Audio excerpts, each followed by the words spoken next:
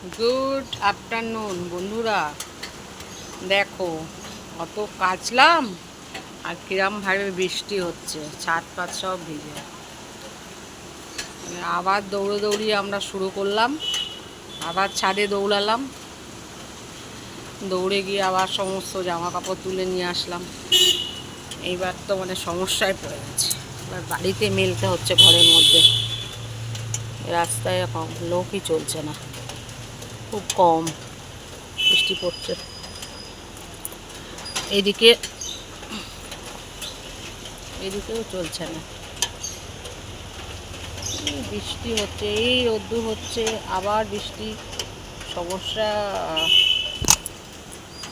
যাই হোক, বিকেলবেলা একটু বেরোবো ভাবলাম, তো বৃষ্টি কী করে বেরোবো, চেষ্টা করছি যদি বৃষ্টি কমে তাহলে আবার যাওয়া হবে। বৃষ্টির তো কোনো এই হিসাব নেই। কাল 15ই আগস্ট, কালকেও বৃষ্টি হবে। এইবার 15ই আগস্টের পর থেকে এবার বৃষ্টিটা একটু একটু কমবে। এই কটা দিন তো বৃষ্টি হবেই হবে, জানা কথা। ভাদ্র মাস পড়াতে এবার আস্তে আস্তে কমবে, একবারে যে কমবে তা না, মাঝে মাঝে হবে আবার হবে না। এই শ্রাবণ মাসটা প্রচুর বৃষ্টি হয়, শ্রাবণ মাসের বৃষ্টি ভাবা যায় না। কি সুন্দর আমাদের এই গাছের ফুলটা, দেখো কত সুন্দর, হোয়াইট কালার, কিন্তু ভিতরে অংশটা এক জায়গায় লাল, মনে হচ্ছে না টিপ পরানো। ভাল লাগে না ফুলগুলো? আমার এই ফুলগুলো খুব ভাল লাগে। এগুলো শুধু হোয়াইট হয়, কিন্তু এই মাঝখানে যে টিপ টাইপের লাল রয়েছে, এটাতে দেখে এত ভালো লাগে না। আগে ফুলগুলো কি বড় বড় হচ্ছিল, এখন কি ফুলগুলো ছোট সাইজ হয়ে গেছে জানি না। এটা এখনও সিজন চলে গেছে কি না।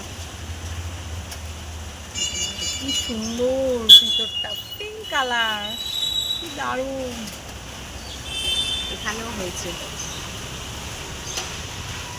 এই গাছটা আমার খুব ভালো ঝাঁকালো হয়েছে। প্রথমে গাছটাকে না আমি সরু হয়ে গেছিলো, সব কাটিং করেছি। কাটিং করাতে আমার গাছটা এতটা চারিদিকে ডালপালা হয়েছে। আর আমার নিজস্ব একটা বাগান আছে, বাগানে একদিন যাব, গিয়ে ওখান থেকে কিছু ভিডিও করব। এখানেও কলমি শাক হয়েছে।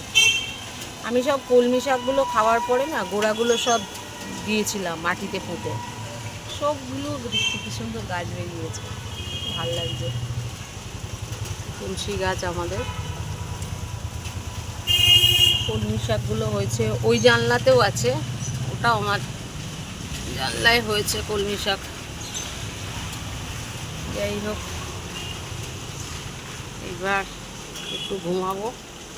টাটা সবাইকে, সবাই ভালো থাকো।